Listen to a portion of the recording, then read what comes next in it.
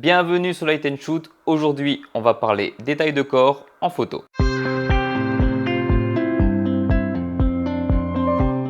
Les détails de corps, c'est pour moi une des parties les plus compliquées du portrait. Oui, moi je classe ça dans le portrait. L'idée, c'est d'isoler une partie de quelqu'un et essayer d'en faire quelque chose de joli. Et s'il y a un truc qui est vraiment dur pour moi, c'est quand il n'y a pas de visage sur la photo. Je suis un peu formaté pour shooter des têtes, je sais que le visage va être une partie très importante de ma photo et en général, je compose autour de lui. Alors je t'avoue que les premières fois que j'ai décidé de ne pas cadrer un visage, j'étais complètement perdu. Aujourd'hui, on va clairement parler d'une des facettes les plus controversées de la photo, le nu. Ce truc autant admiré que controversé, qui a même poussé le monde à préciser qu'ils font bien ça pour l'art, le fameux nu artistique. Dans un monde idéal, sans préjugés et sans danger, on ne devrait même pas avoir à le préciser.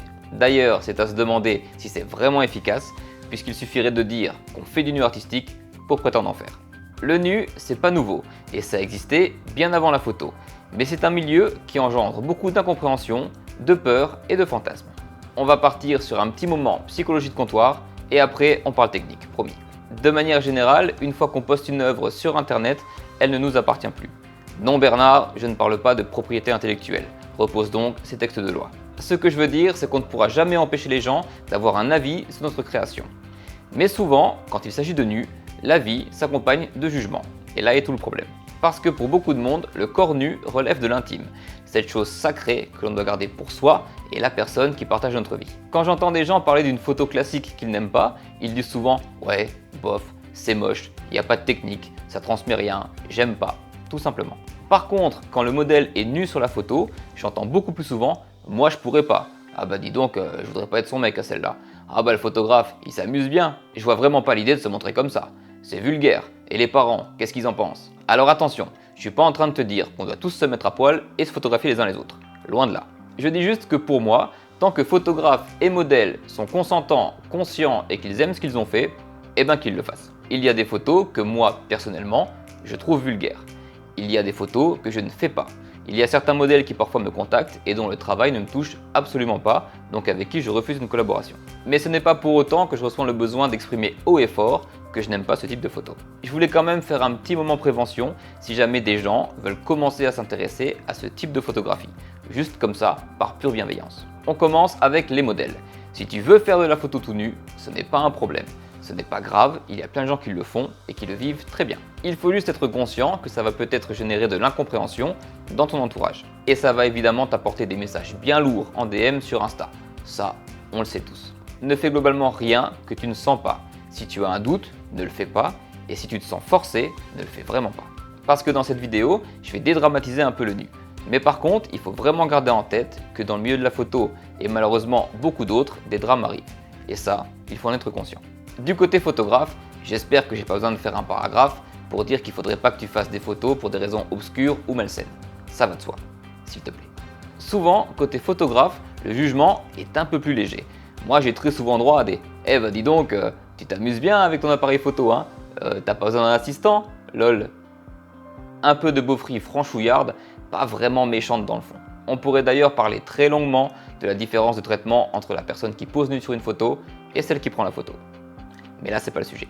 Il se peut par contre, cher photographe, que quelqu'un partage ta vie. Et si cette personne ne comprend pas ta démarche de vouloir faire des photos nues, il se peut que ça crée des incompréhensions, voire que l'un des deux se braque dans votre couple. Et ça, en vrai, ça peut être vraiment dommage. Très souvent, le dialogue résout beaucoup de choses. On n'est pas sur une chaîne de conseillers matrimonial, mais garde juste dans un coin de ta tête que la personne qui partage ta vie peut se remettre en question à cause de ce genre de photos que tu pratiques, même si elle ne le dit pas. Garde juste ça dans un coin de ta tête. Allez, maintenant que j'ai bien pété l'ambiance, voyons comment faire des photos de détail avec une source de lumière. Le plus compliqué, je trouve, c'est de faire des photos où il se passe quelque chose avec finalement très peu de matière. L'idée, c'est qu'on n'ait pas l'impression que tu fais un catalogue de culottes. Ça, je l'ai déjà fait. Les clients m'avaient demandé exactement ce rendu, mais moi, c'est pas une photo que je vais retenir dans mon œuvre générale. Il y a 1 milliard de façons, à peu près, de faire une jolie photo de corps. Je vais donc pas te donner une recette très précise, mais plutôt des pistes. Je crois que l'important, c'est de créer du modelé, qu'il y ait du relief sur ta photo. Et pour ça, les ombres sont tes amis.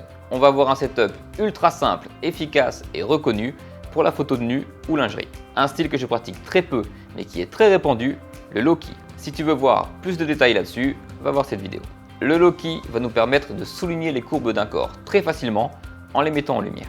Et pour ça, le must, c'est une strip box avec une grille nid d'abeille. La strip box se trouve à l'arrière du modèle, sur ma gauche de 3/4. Et là, il n'y a pas de secret, il faut créer du relief en plaçant bien ta lumière. N'hésite pas à tester plusieurs positionnements. Ça, c'est vraiment la solution de facilité. Mais il faut avouer que ça marche très bien. De manière générale, toutes les lumières de 3/4 ou de l'arrière vont apporter beaucoup de relief. Après, les photos plongées dans le noir, ça marche très fort.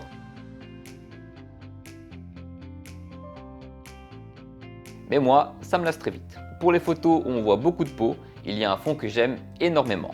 Le fond Cappuccino de chez Colorama. Je te mets le lien en description. Je trouve qu'il s'harmonise parfaitement avec les teintes de peau. Pour lui, en général, je prends une boîte à lumière, 60 par 90 ou une Octo 90, et je la mets très proche du modèle pour avoir une lumière très douce avec un joli contraste. Et ça me permet d'avoir ce genre de rendu. Moi, je trouve ça vraiment beau et vraiment très doux.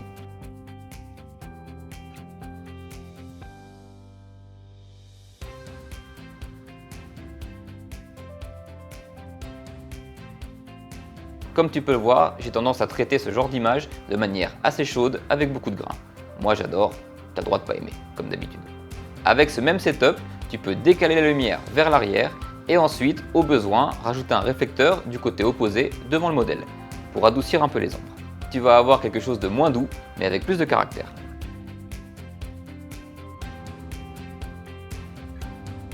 Et enfin, si tu n'as pas de matériel et que cette vidéo te frustre un peu jusque-là, n'oublie pas que le soleil et une fenêtre te permettent de faire d'excellentes photos.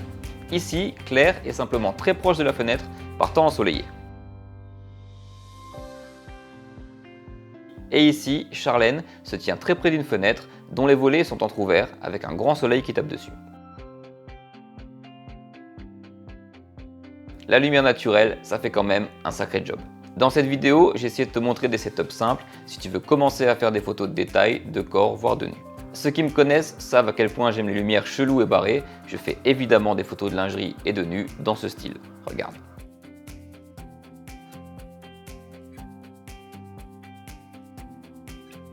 Mais ça, on verra une autre fois. La semaine dernière, il y a une vidéo qui est sortie sur cette chaîne sur la charte de couleurs. Et Calibrite avait proposé d'en offrir une à un abonné. J'ai utilisé un site internet pour faire le tirage au sort et c'est Mathieu Paillet qui la gagne avec un commentaire plus que visionnaire. Envoie-moi un message sur Insta pour me filer ton adresse. N'oublie pas que toujours sur Instagram, on a un hashtag Light and Shoot pour se montrer nos photos entre personnes de la communauté. Et j'espère que cette vidéo t'a plu, n'hésite pas à t'abonner pour voir les suivantes et je te dis à très bientôt sur Light and Shoot.